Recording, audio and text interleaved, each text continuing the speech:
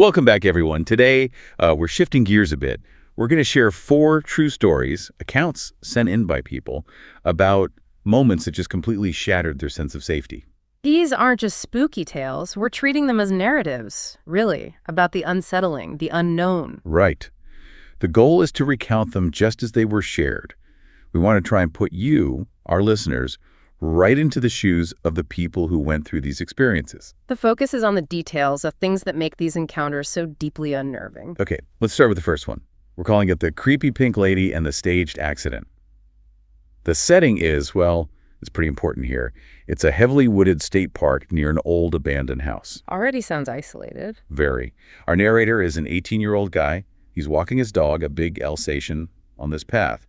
It's secluded, steep, narrow. How narrow? Less than a meter wide in places, apparently. And there's an 8-meter drop, straight down sharp rocks to a river. Yeah, okay. That's inherently dangerous territory. Minimal witnesses, high risk if something goes wrong. Exactly. Yeah. So he's about a mile in, rounds a corner, and sees a woman and a man on the ground.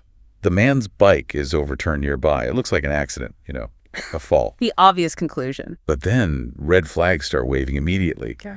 The woman, she's wearing this bright pink blazer over camouflage trousers. That's an unusual combination, especially for a state park. He described her as looking like Dolores Umbridge, if you know who that is.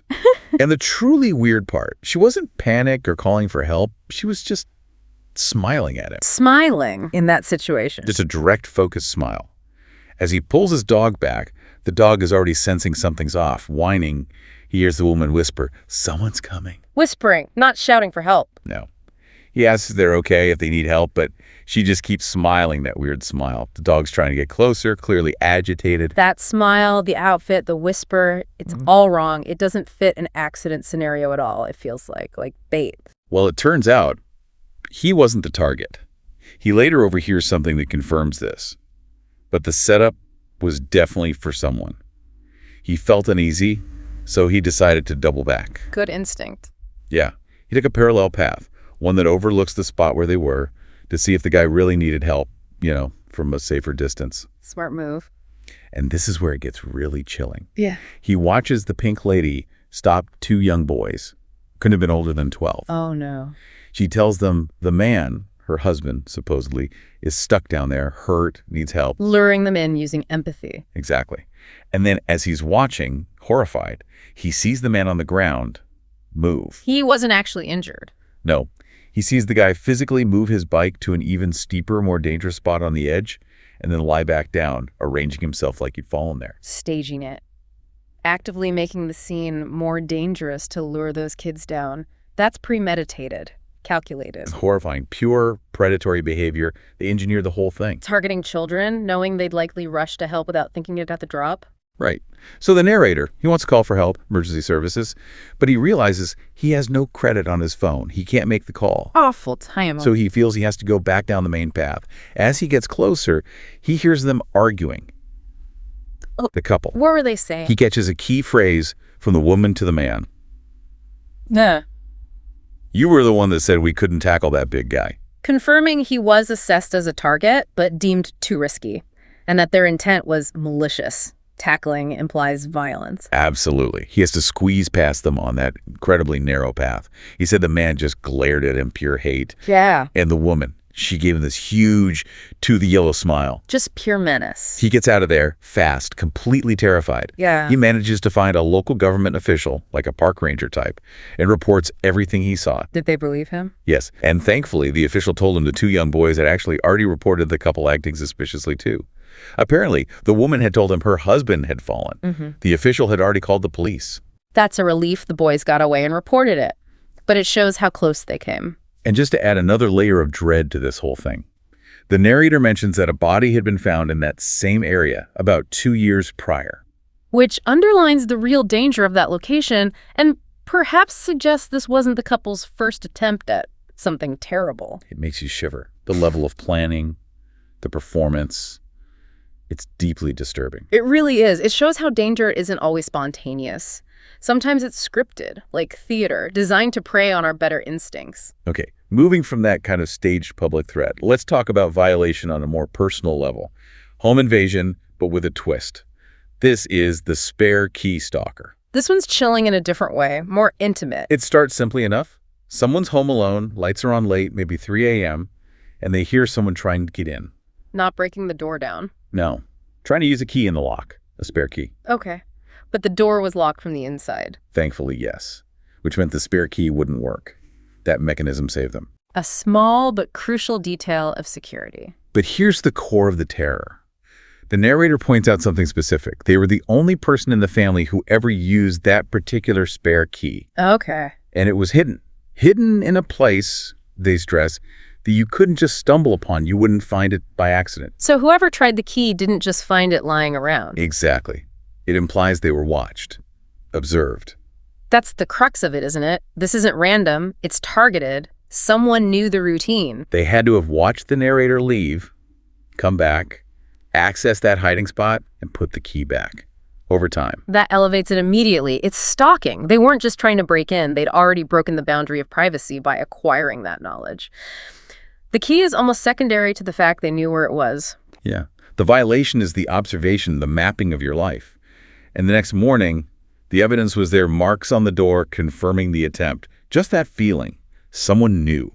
Someone watched. And that feeling of being watched, of being intruded upon, it reaches an extreme in our third story. This one spans years.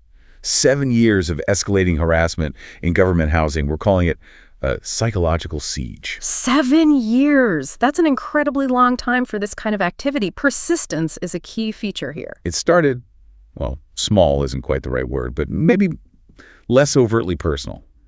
The power to their house being turned off multiple times a night for months. Constant disruption, designed to unsettle, make you feel insecure in your own home. Then it got weirder, much weirder. 2 specific items of clothing vanished, an unusual gray and black striped shirt, and a hand-embroidered raspberry red dress. Distinctive items. Okay, theft, but then. They disappeared for 2 full years. Then, one day, they just reappear, laid out neatly on the bed. Wow, that's not theft for gain. That's a message. I can come in, I can take things, I can hold on to them. And I can return them whenever I want, right into your most private space. It's pure psychological warfare. Control. Absolutely. It's about demonstrating access and power over the victim's environment and possessions. The weirdness continued outside, too, finding remnants of eaten KFC tucked among their backyard pot plants. Just bizarre, leaving traces, marking territory almost. And finding women's goth-style clothing left near the washing line. Their own underwear started vanishing from the line, too. Escalating the personal nature of the intrusions, targeting intimate items. Then it moved firmly inside. Items moving around, going missing, then reappearing in really obvious places. Like where? Like, the narrator cleans a table completely, leaves the room, comes back, and the missing item is sitting smack dab in the middle of the clean table. Classic gaslighting technique. Making the victim doubt their own senses, their memory. Did I put that there? Did I miss it? Exactly. Eroding their trust in reality, in themselves. But then it took a far more sinister turn. How so? It started targeting things essential for life. The narrator has hypertension and needs medication. Okay. That medication started disappearing and then reappearing. In bizarre places it couldn't possibly have fallen or been misplaced, places it physically couldn't reach naturally. This went on for 4 years. Right. That's crossed a major line. That's moving beyond psychological games into a direct threat to health, potentially life. It implies an incredibly intimate knowledge of their daily routines, their needs, their vulnerabilities. It's terrifying. And the physical peak of this, before things changed slightly, was finding a bloody handprint on the bathroom wall. A bloody handprint. That's a very visceral, threatening image. Yeah. So the narrators obviously freak out, planning to finally call the landlord about all this. Understandably. But the landlord calls them. Yeah. The very next day. Unprompted. No report had been made by the tenant yet. Wait, the landlord called them? Why? Offering to change the locks, which, the narrator was told, would normally be a breach of the tenancy agreement if requested by the tenant without serious cause proven. That is extremely strange. How did the landlord know? Who told them? It suggests the perpetrator might be known, or someone else intervened. It's deeply unsettling. Who knew? Anyway, the locks were changed, and things stopped for about a year. But then, it started again. Quietly. So changing the locks wasn't a permanent solution. No, they learned they had to physically block access points every single night to stop the activity. Imagine living like that, under siege in your own home. The long-term psychological impact must be immense. constant vigilance. And recently, the activity seems to have shifted, adapted almost. A loud thump on the wall, right behind where the narrator was sitting, followed by more hits along the front wall like someone running away outside. Physical intimidation, close proximity. Hearing a man coughing just outside the window, only about 3 feet away. Making their presence known. Unsettling. Then digital stuff. The phone suddenly autofilling a random computer repair shop address 1,000 kilometers away. Google Earth opening by itself to a remote spot in Turkey they'd never searched for. Digital intrusion now, too, expanding the scope of the harassment. And these final, tiny, intimate violations. The hot water switch, located outside near the head of their bed, being turned off overnight. Targeting comfort, basic needs again. A piece of crystallized ginger, which the narrator used for nausea, taken out of its jar, and just placed neatly on top of the lid. Showing they know even small personal habits, it's incredibly invasive. And maybe the grossest detail, finding used cups put back in the cupboard. 2 of them. One had lipstick marks on it, a shade the narrator never wore. Ugh, just leaving a trace, a contaminated trace. It's a violation on so many levels. The persistence, the intimacy, the escalation from physical to digital. It's a relentless campaign. Yeah. Okay, for our final story, we're going to downtown Charleston. This one is different, less about long-term intrusion, more about sudden, random, raw threat. We call it the hospital gown attacker. A sudden, sharp shock of fear. Exactly. The narrator is a 20-year-old guy. It's late, maybe 3 a.m. on a Tuesday night. Downtown Charleston, described as a low-income area. Streets are dead quiet. That 3 a.m. silence again. Amplifies everything. He's walking up the stairs to his apartment, carrying his bike over his shoulder.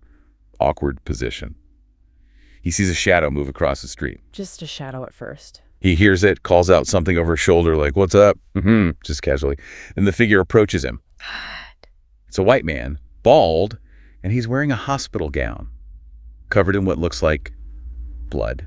Hospital gown, covered in blood, at 3 a.m. Yeah. And the narrator says he smelled awful, like piss and feces, and he had these wide, crazy eyes. Okay, this is immediate, high-level threat signaling. Everything about this is wrong and dangerous. Then the man pulls out a knife, a big-ass knife, the narrator calls it, points it right at him. While he's stuck on the stairs with his bike. Exactly. Trapped, halfway up, bike over his shoulder, can't easily run or fight.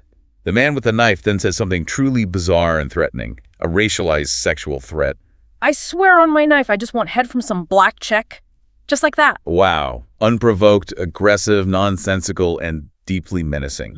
Raw volatility. The narrator, understandably frozen for a second, manages to say something like, "I don't know what you're talking about, man, and I don't appreciate you pointing that knife at me." Trying to de-escalate, maybe? Or just reacting in shock? Probably. And then, as suddenly as it all started, the attacker just laughs, lowers the knife slightly, looks at it, and then stumbles away down the street. Just leaves. Yeah. After all that. Vanishes back into the quiet street. The narrator scrambles inside, locks the door, heart pounding. About 10-15 minutes later, he cautiously looks out onto the porch again. Was he still there? Gone. Completely vanished. He said it was like he never existed in the first place.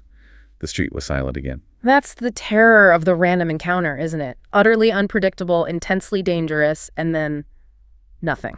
Like a violent ghost. It leaves you wondering if it was even real, but the fear is absolutely real. So those are the 4 accounts. The meticulous planning of the Pink Lady, the invasive observation of the spare key stalker, the years-long psychological siege, and the sudden unhinged violence of the hospital gown attacker. They all touch on that fundamental fear, don't they? Being targeted, whether it's in a park, at your front door, inside your home for years, or just randomly on the street late at night. Yeah, they show how easily those places we think of as safe our homes, familiar paths, can become sites of danger and violation. And the range of malice is striking. From complex, almost theatrical setups designed to lure specific victims. Right, like the Pink Lady. To the simple, terrifying investment of time needed to learn someone's routine for stalking. The spare key. To just sheer, unpredictable, explosive violence. A Charleston attacker. It really makes you think. It does. Considering the effort that went into the staged accident or the years the housing intruder spent, it makes you wonder, doesn't it? How much of the danger out there is actually, well, engineered? How many people are actively planning harm rather than just reacting to a situation? That's a deeply unsettling thought to end on. The potential for hidden, calculated malice operating beneath the surface of everyday life. Well, thank you for joining us as we walk through these really chilling stories today. We hope it gave you something to think about, perhaps about awareness and safety. Indeed. Stay safe out there. And if you found these accounts as unsettling and thought-provoking as we did, please do like this recording, share it, and subscribe to our channel, Horror Docs, so you don't miss our future deep dives. We'll see you next time.